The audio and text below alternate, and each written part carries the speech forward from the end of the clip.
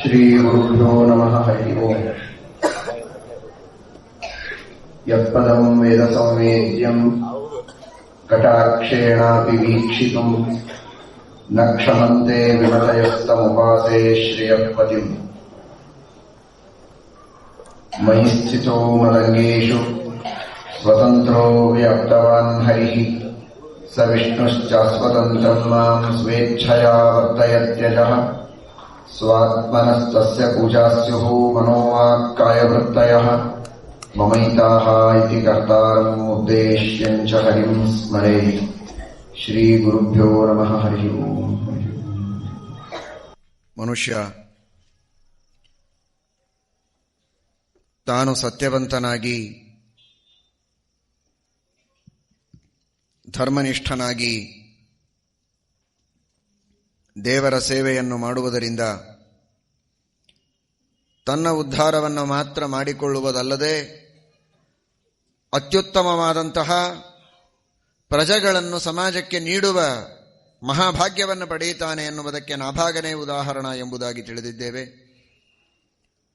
ಅವನ ನಿಷ್ಠೆ, ಅವನ ಸತ್ಯ, ಅವನ ಪ್ರಾಮಾಣಿಕತೆ, ರುದ್ರದೇವರ ಹಾಗೂ ಭಗವಂತನ ಪರಮಾನುಗ್ರಹ ಅವನ ಮೇಲೆ ಆದದ್ದಕ್ಕೆ ಪರಮ ವೈಷ್ಣವನಾದಂತಹ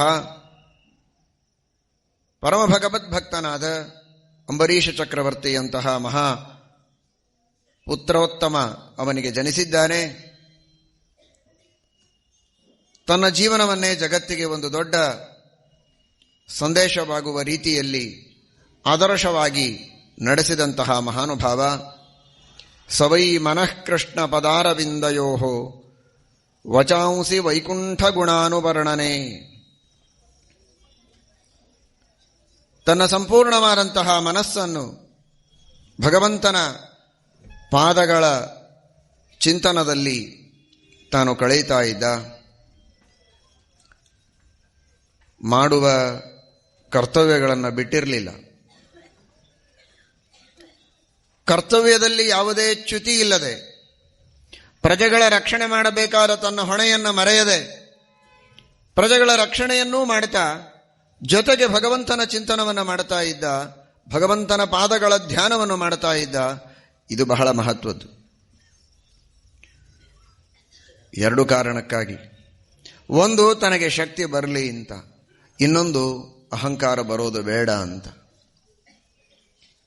ಈ ಸಮಗ್ರವಾದ ಭೂಮಂಡಲದ ಜವಾಬ್ದಾರಿಯನ್ನು ತೆಗೆದುಕೊಂಡು ಆ ಎಲ್ಲ ಪ್ರಜೆಗಳ ರಕ್ಷಣೆಯನ್ನು ಮಾಡಬೇಕಾದರೆ ನನಗೆ ಬಲ ಬೇಕು, ಶಕ್ತಿ ಬೇಕು. ಆ ಬಲವನ್ನು, ಆ ಶಕ್ತಿಯನ್ನು ತುಂಬುವುದು ಈ ಭಗವಂತನ ಪಾದಗಳು.